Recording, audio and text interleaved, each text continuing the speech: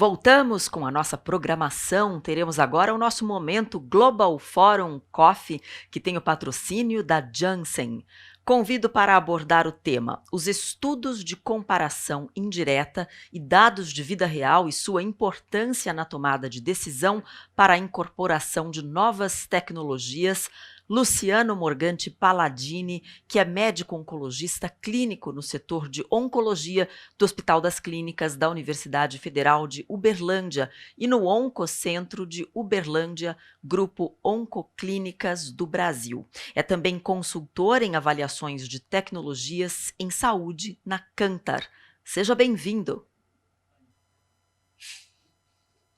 Boa tarde a todos. Obrigado, Adriano, pela introdução. Obrigado pelo Instituto Lado a Lado e parabéns, pelo evento, um evento grande, abrangendo diversos temas que são fundamentais que sejam de fato discutidos, para que a gente consiga avançar nesse processo de oferecer acesso a tecnologias de forma sustentável à população do Brasil, seja no âmbito público ou privado. E agradeço a Janssen pelo convite também, para participar por esses próximos 45 minutos aqui com vocês. Então, como foi introduzido a minha declaração de conflitos de interesse, eu vou receber honorários da Janssen para essa apresentação. Sou oncologista clínico, atuo num serviço privado e num serviço público, mas tenho uma atividade em consultoria, que é especificamente em avaliação de tecnologias em saúde, que é o tema central desse período da tarde da nossa discussão de agora.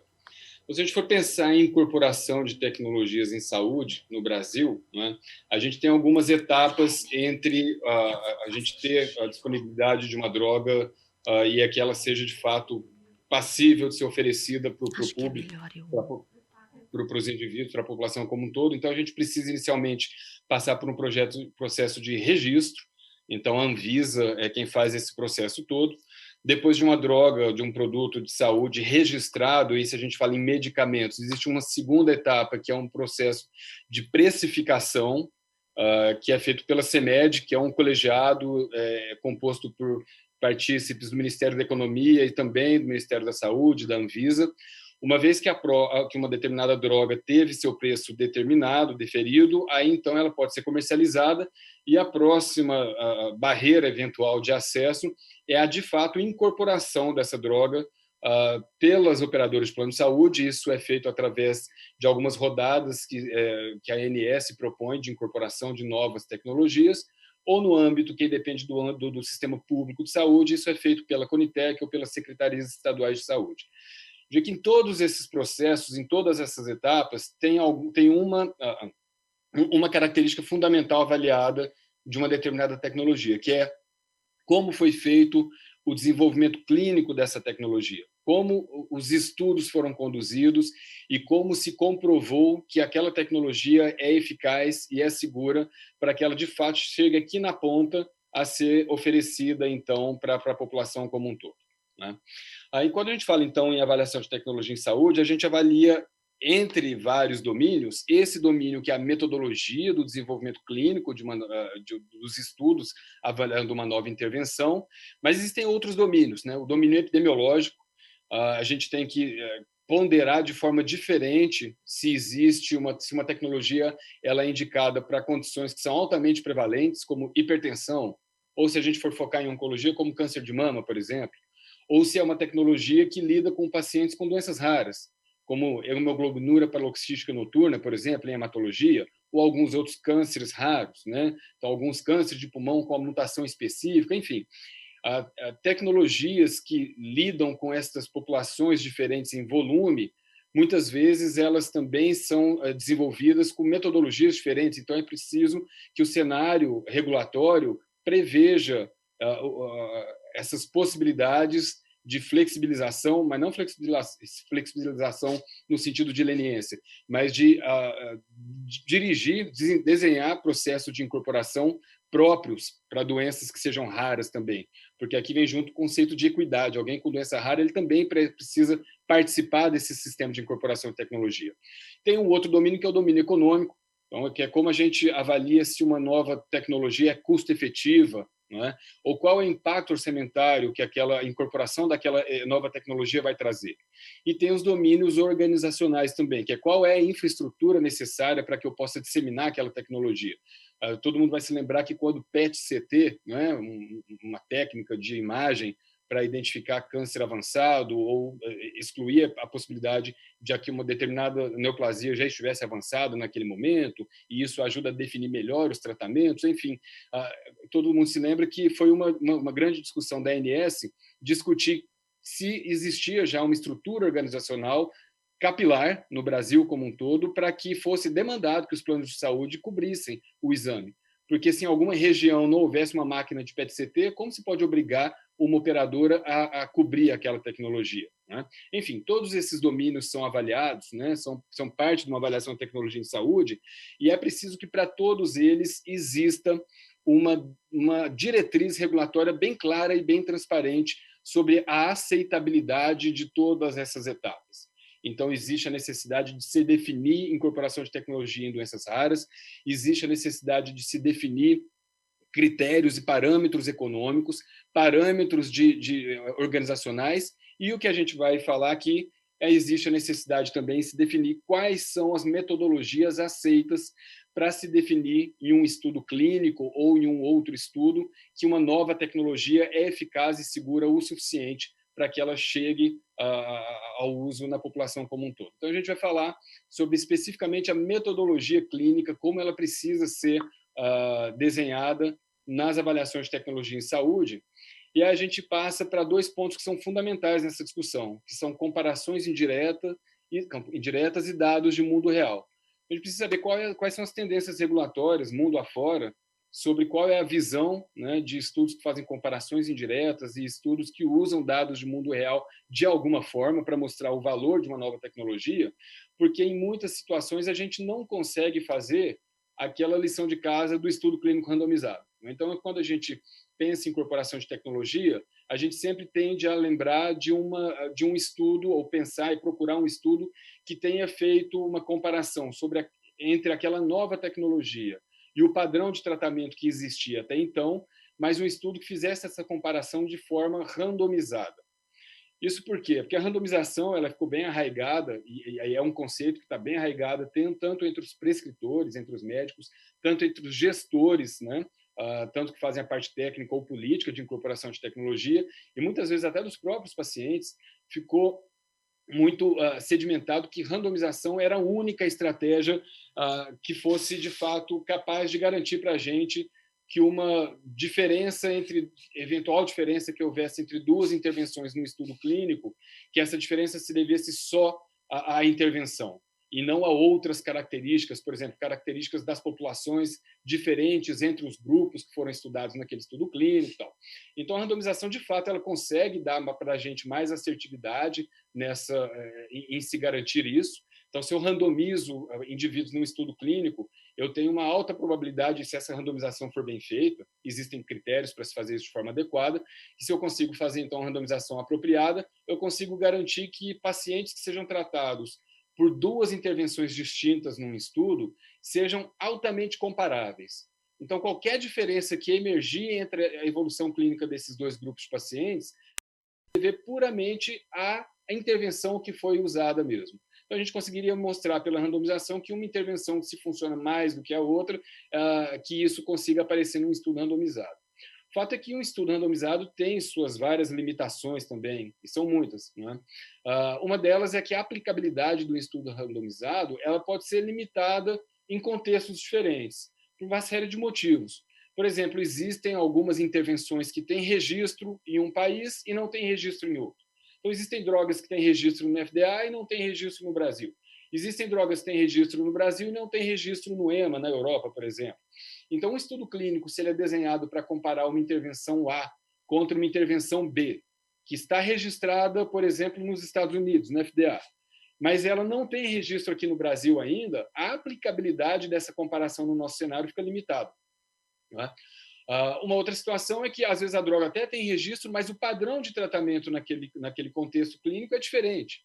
Por exemplo, terapias de indução para transplante em mieloma No Brasil, existe um padrão de tratamento que não necessariamente é o padrão de tratamento usado nos Estados Unidos ou na Europa.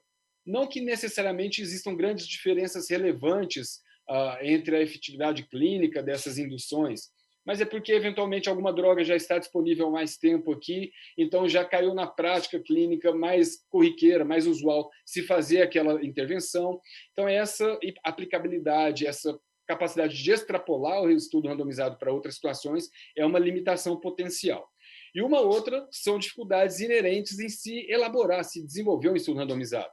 Então, no estudo randomizado, especialmente se a gente está lidando com doenças raras, é difícil se recrutar um número grande de indivíduos que a gente tenha amostra suficiente para mostrar poder estatístico para uma diferença eventual entre duas intervenções, especialmente se a diferença entre as duas intervenções for uma diferença clinicamente relevante, mas ainda numericamente discreta, né?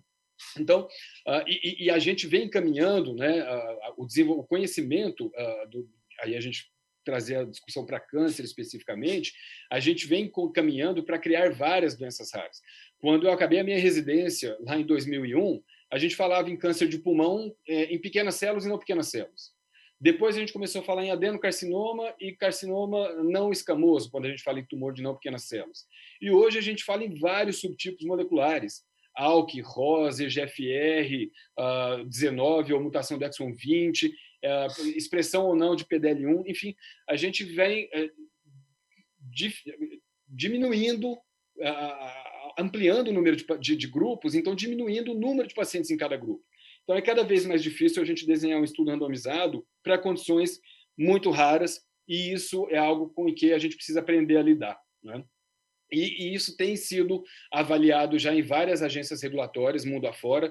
Então, a discussão aqui é para a gente criar um ambiente regulatório nacional, né, brasileiro, que já contemple essa possibilidade também. Mas esse gráfico mostra o crescente número de submissões de incorporação de tecnologias em agências regulatórias, essencialmente são agências europeias e o PBAC, que é um programa de benefício farmacêutico australiano aqui, de submissões que foram feitas com base em estudos de braços únicos. Então, são estudos que não são estudos randomizados. É um estudo que avalia uma determinada intervenção em um grupo de pacientes e, eventualmente, esse grupo é comparado com um comparador externo, não dentro de um estudo randomizado, mas se compara o desfecho daqueles pacientes que receberam essa nova intervenção com os desfechos de pacientes com a mesma condição clínica que recebiam outras intervenções em outros estudos, sejam estudos clínicos, sejam estudos de mundo real. Então, a gente vê que é crescente o número de estudos avaliando braço único só, e pontualmente em oncologia e doenças hematológicas são as doenças em que mais prevalentemente se vê a condução de estudos de braço único sendo usados para submissão regulatória.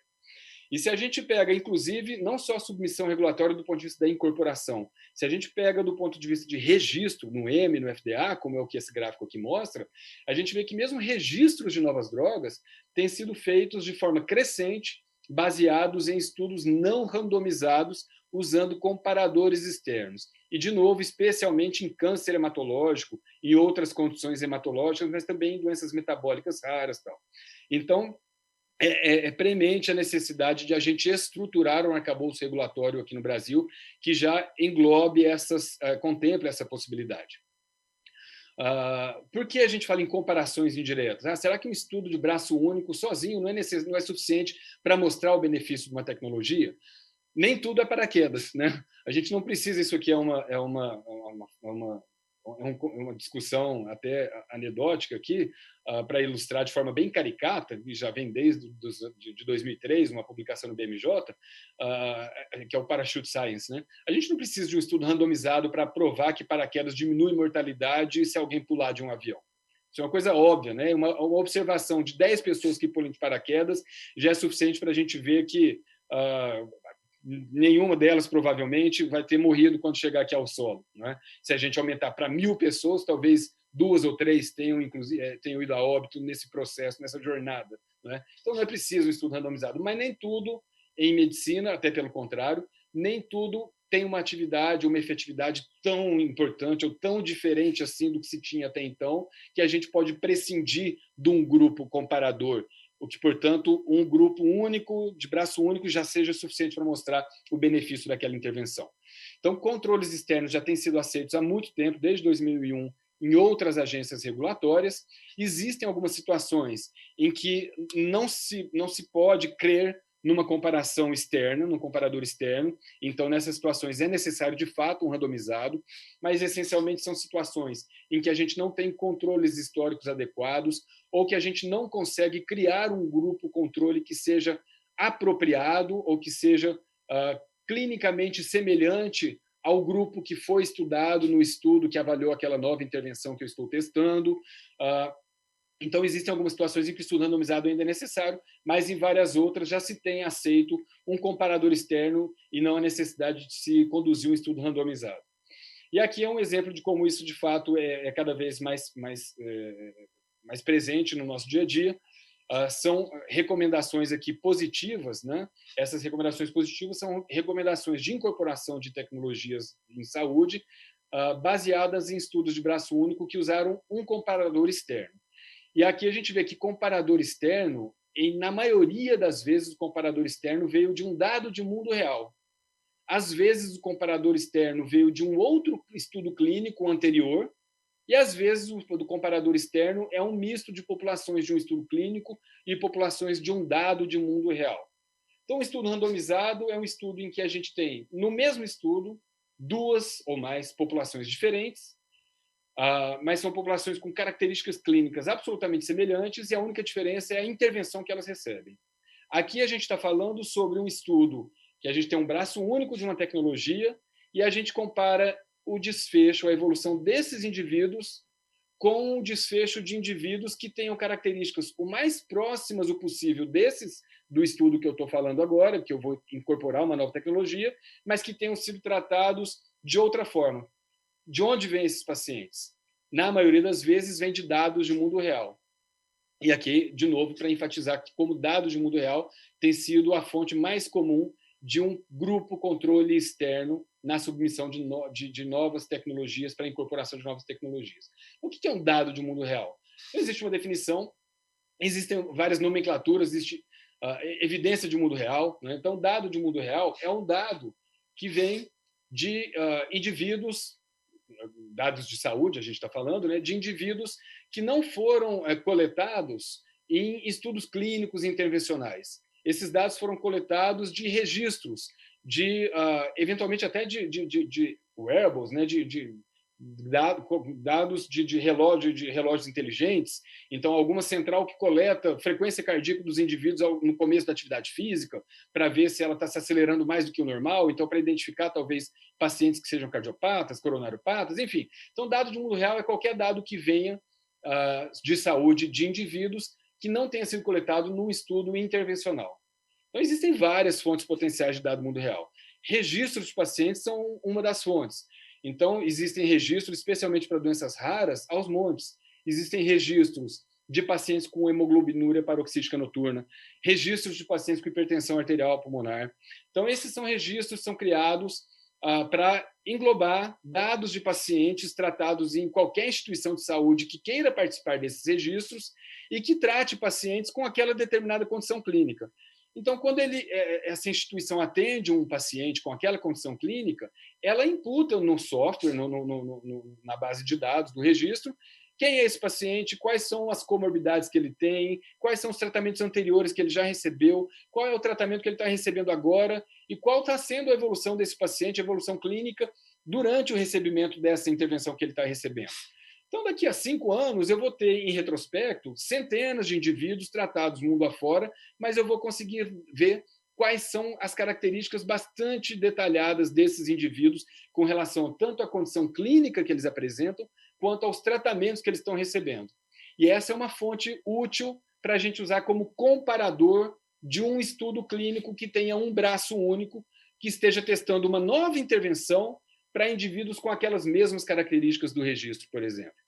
Registros médicos eletrônicos. Isso no Brasil está começando a crescer mais recentemente, mas nos Estados Unidos tem algumas bases de dados muito grandes. A Flatiron é uma base, talvez uma das maiores, em que tem pacientes oncológicos.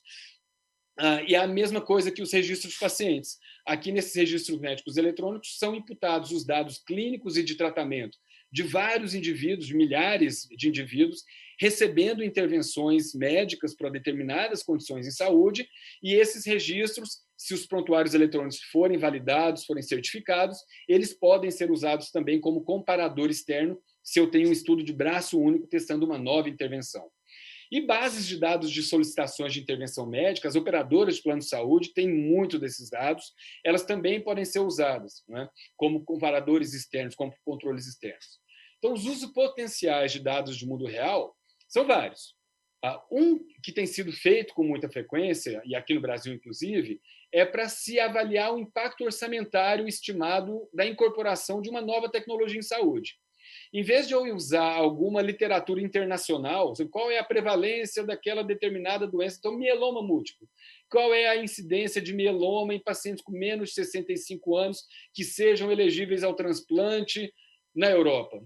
É diferente do Brasil, porque no Brasil o acesso aos tratamentos, o acesso aos meios diagnósticos, em algumas localizações, principalmente, ainda é mais limitado. Então, o perfil de indivíduos pode ser diferente do perfil de indivíduos fora daqui. Então, se eu tenho um dado nacional, eu consigo ter uma maior precisão em dizer como é no Brasil o perfil daquela determinada condição clínica. Isso pode ser usado através de registros ou de bases de solicitação de tratamento de operadores de plano de saúde. Então, essa é uma aplicação potencial de dados de mundo real. Outra aplicação potencial é a que eu mencionei ali atrás, que esses dados de mundo real sejam usados como parte do processo de aprovação regulatória. Então, eu tenho, eventualmente, um estudo de braço único e vou comparar pacientes nesse estudo de braço único com um outro estudo, com um outro grupo de pacientes que deriva de uma base de dados de mundo real. Isso não é novidade nenhuma, aqui são alguns exemplos, tem outros vários, alguns exemplos de intervenções que o FDA e o EMA já avaliaram e, eventualmente, até já incorporaram, que vieram com esse mesmo desenho. Então, eram intervenções que foram estudadas em um estudo de braço único, e o desfecho, a evolução desses pacientes foi comparada com a evolução de indivíduos com as mesmas condições clínicas, mas tratadas com as intervenções que a gente tinha até então, e a fonte de dados desses indivíduos foram ou registros ou bases de dados de registros médicos eletrônicos. Então, isso não é novidade no cenário regulatório internacional, mas a gente precisa estruturar isso aqui no Brasil. Acho que é uma condição, é uma necessidade premente, porque o desenvolvimento científico está caminhando nessa direção de a gente ter cada vez mais situações clínicas em que é difícil se conduzir um estudo randomizado. Mas, obviamente, como eu até mencionei antes, comparação indireta não é algo que a gente possa fazer de forma aleatória. Existem princípios metodológicos. E isso, de novo, princípios metodológicos que criem, né, que guiem o uso de comparações indiretas, essas diretrizes metodológicas já existem. O NICE, né? O NICE é como se fosse a Conitec no Reino Unido. Na verdade, ela é o exemplo usado para se criar várias agências regulatórias. A própria Conitec usou muito e tem amadurecido muito também, com base em experiências do próprio NICE, de acertos e erros, né? E o próprio NICE tem, desde 2016, uma diretriz muito clara sobre métodos aceitáveis para se fazer uma comparação indireta quando a gente tem esse cenário de um estudo de braço único avaliando uma nova tecnologia, e a gente precisa comparar isso com um comparador externo. E entre as modalidades mais aceitas pelo NICE, a gente vai falar um pouco lá para frente, tem uma modalidade de comparação indireta, uma estratégia científica que faz essa abordagem, que se chama MAIC, a gente vai chegar lá. Então, o NICE tem um documento próprio, bem dirigido, que recomenda como deve ser feita uma comparação indireta e em que situações ela é aceita. E aqui, um exemplo de algumas tecnologias que foram incorporadas no Reino Unido com base em comparações indiretas e usando especificamente essa tal dessa MAIC, né, que é essa abordagem de comparação indireta. Então, o que é a MAIC? Ou mais até uma figura maior. Como são feitas essas comparações indiretas, né? Um método de comparação indireta que é muito usado, e a gente tem uma profusão de literatura científica sobre isso, é o que a gente chama daquelas meta-análises em rede, que é o método de Burger, né, a parte estatística, princípio de meta-análise em rede é esse, mas, essencialmente, uma meta-análise em rede ela exige que a gente tenha estudos randomizados comparando diferentes intervenções. Então, aí a gente já cai na necessidade de ter um estudo clínico randomizado. Mas se a gente tem 2 estudos clínicos randomizados que comparem, por exemplo, aqui como eu estou mostrando na ponteira, uma intervenção B contra uma intervenção A, e um outro estudo randomizado comparando uma intervenção C contra uma intervenção A, então eu posso indiretamente comparar as intervenções B e C. Mas isso exige que eu tenha um estudo randomizado comparando B com A e um estudo randomizado comparando C com A. Então, essa meta-análise em rede ela não é útil quando a gente não tem estudos randomizados que conectem 2 intervenções diferentes com o mesmo comparador. A outra limitação é que essa meta-análise em rede assume que a população da comparação B e A é uma população igual à da comparação C e A. Mas isso não necessariamente é verdade. E nesses 2 estudos clínicos diferentes, as populações podem ter algumas distinções. E, eventualmente, essas distinções entre as populações são distinções que levam aquelas populações a responder mais ou menos a um determinado tratamento A, por exemplo. Então, eu indiretamente comparar B com C, não necessariamente eu estou comparando a efetividade entre o B e o C. Mas aqui está carregada a comparação de pacientes diferentes entre esses 2 estudos e ela pode interferir nesse resultado. Então, essa é uma limitação adicional. A uma é quando a gente, então, não tem estudos randomizados conectados e a outra é quando a gente... essa situação em que a gente tem populações eventualmente distintas nos 2 randomizados distintos.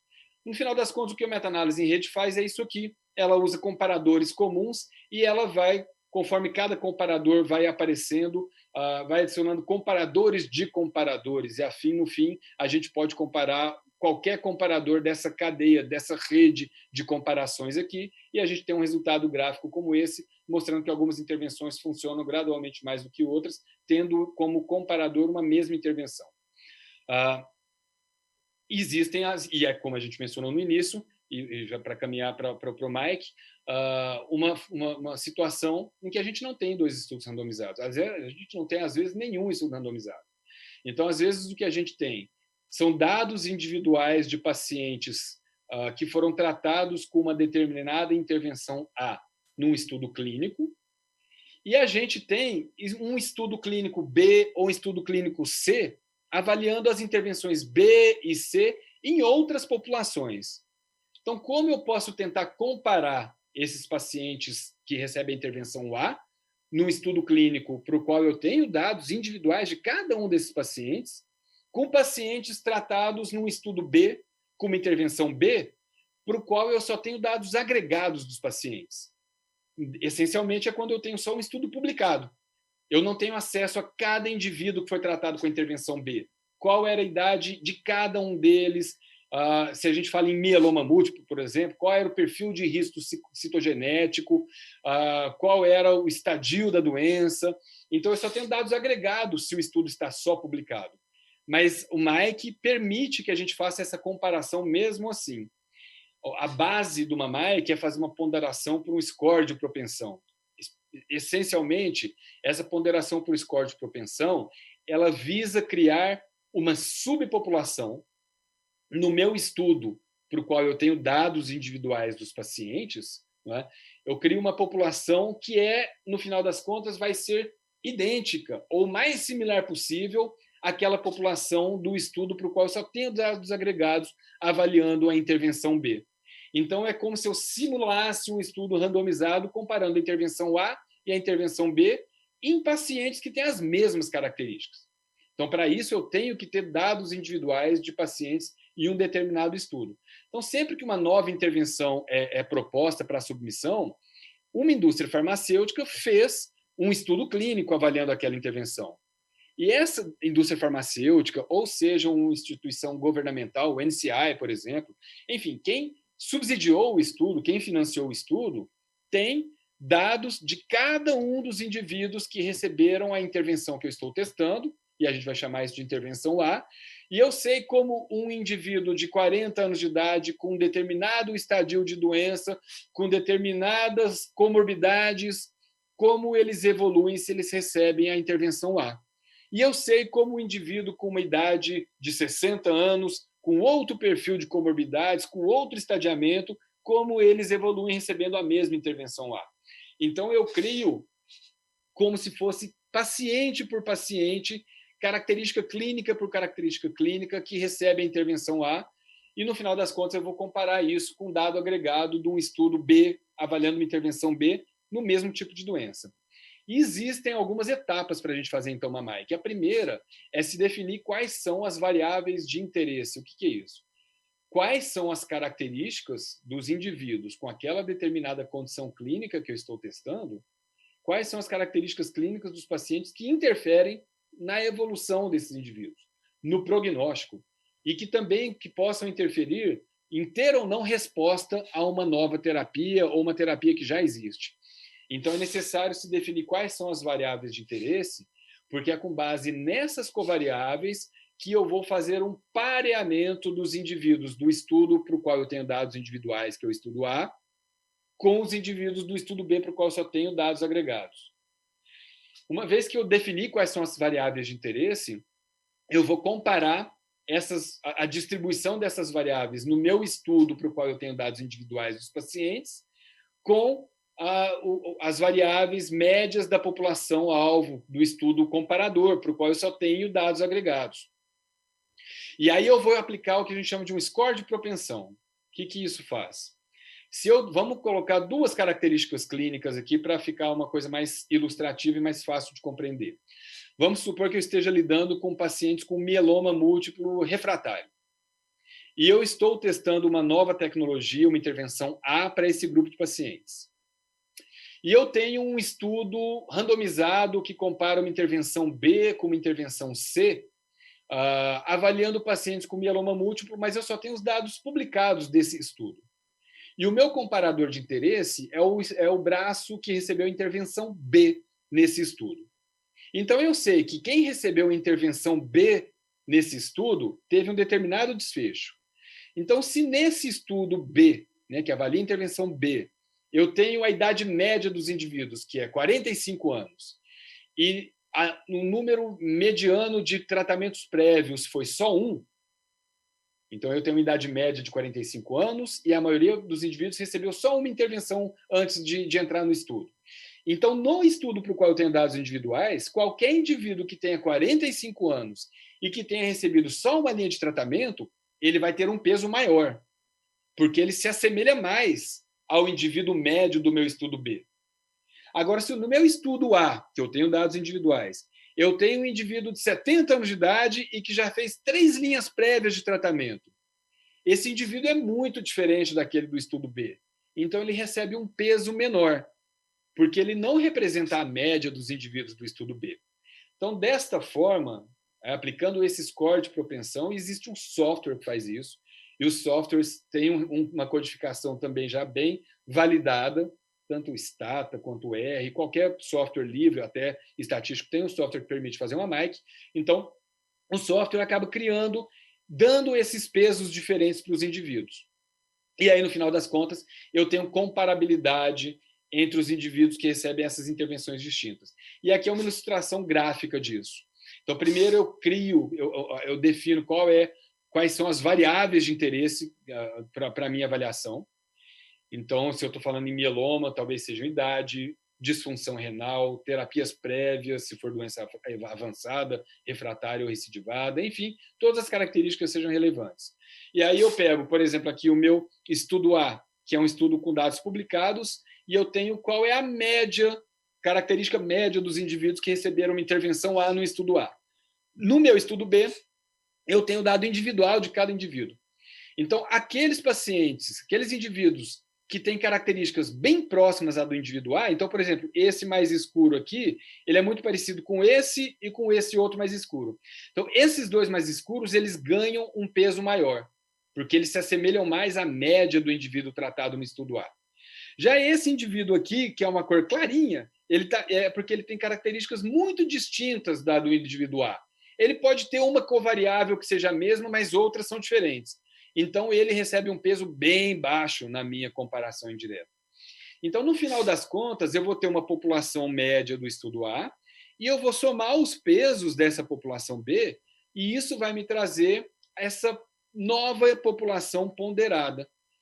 Então, eu vou, no final das contas, ter criado uma pseudopopulação que recebeu a intervenção B no meu estudo para o qual eu tenho dados individuais, e eu comparei esses indivíduos com indivíduos que têm as mesmas características clínicas do que a média do meu estudo B. A única diferença é que eles receberam uma outra intervenção, que é a intervenção A. Então, eu consigo ter mais precisão em dizer que qualquer diferença entre esses indivíduos se deva não a diferenças entre as características clínicas deles, porque elas ficaram semelhantes agora, mas se devam a diferenças entre os efeitos de fato das intervenções. Então, a grande vantagem do MAMAIC é que eu não descarto indivíduos, eu retenho a amostra. Então, eu tenho precisão estatística. Aqui são os exemplos de alguns estudos que fizeram MAICs. Você vê que tem alguns aqui, por exemplo, esse Fighter, que avaliou uma intervenção, mas ele só conseguiu controlar por 4 variáveis. Várias variáveis de interesse em mieloma não foram possíveis de ser controladas nesse estudo. Ou porque o meu dado de mundo real não captava esses indivíduos, né? Às vezes é uma base de dados que não foi muito completa, ele não pegou quais são as características essenciais de todas as covariáveis, então isso limita a validade do MAMAIC. Então, uma coisa importante no MAMAIC é a gente ver se todas as covariáveis de interesse foram levadas em consideração, porque assim eu posso garantir que se as populações, no final das contas, foram iguais, elas foram realmente iguais, inclusive com relação a características que são fundamentais ao ditar a evolução clínica daqueles indivíduos. Eu vou dizer só, existem outras formas de comparação direta, uma outra muito utilizada é essa pareamento por score de propensão. No pareamento do score de propensão, eu tenho que ter dados de individuais de 2 estudos. E o que eu faço no pareamento por score de propensão? Eu só considero nos estudos os indivíduos que sejam exatamente os mesmos entre eles. Então, o que acaba acontecendo é que indivíduos que têm diferenças entre os 2 estudos, eu vou simplesmente excluir da minha análise. Isso, no final das contas, leva a uma perda grande de amostra. Então, esse é um exemplo. Eu tenho indivíduos tratados com uma dada intervenção num estudo B, indivíduos tratados com uma intervenção A num estudo A, e eu tenho as características desses indivíduos como um todo. A gente vê que tem alguns que são muito iguais, por exemplo, essa bolinha com essa bolinha, esse quadradinho com esse quadradinho, mas a gente tem indivíduos que são diferentes, porque a bolinha é diferente, significa que eles têm idades diferentes, por exemplo, e assim vai. Então, no final das contas, eu faço uma filtragem e só pego aqueles indivíduos que sejam realmente bem pareáveis, e eu excluo muitos indivíduos da amostra. Eu acabo perdendo muito poder estatístico, porque eu vou ter uma amostra inicial, eventualmente, de 200 indivíduos, e uma amostra final de 20 ou 30. Então, outras comparações indiretas têm muitas limitações. Tem essa ponderação pelo inverso da probabilidade de receber tratamento, tem as comparações de tratamento simulado, são todas estratégias distintas de comparação indireta. A comparação indireta mais usada é a MAIC. E ela, além de ser a mais usada, é a que tem maior recomendação por parte de agências regulatórias. Então, as 2 mensagens básicas desses 40 minutos durante os quais a gente esteve juntos são: uma, a gente precisa, no nosso ambiente regulatório, e a gente está aberto, a gente tem agências regulatórias que estão atingindo a maturidade agora, né? São agências que estão agora fazendo 21 anos de idade, 23 anos de idade, né? São agências novas, então, obviamente, elas têm evoluído muito ao longo dos anos, mas um próximo passo de evolução é esse. A gente precisa de definições bem transparentes, de guias bem claros para avaliação de incorporações de tecnologia nas situações em que a gente não consegue ter um estudo randomizado, porque vai ser cada vez mais comum a gente se ver frente a frente a essa situação, porque a gente tem cada vez populações menores recebendo diferentes tratamentos. E o outro ponto é, ao se fazer isso, a gente tem que dar o devido valor aos dados de mundo real, a gente precisa fomentar a criação de bases de dados de mundo real, com todas as certificações, mas a gente precisa desse fomento. Operadores de plano de saúde têm acesso a isso, grandes redes de prestadores de serviço também têm acesso a isso. O nosso ambiente brasileiro, inclusive, tem caminhado numa direção que facilita isso.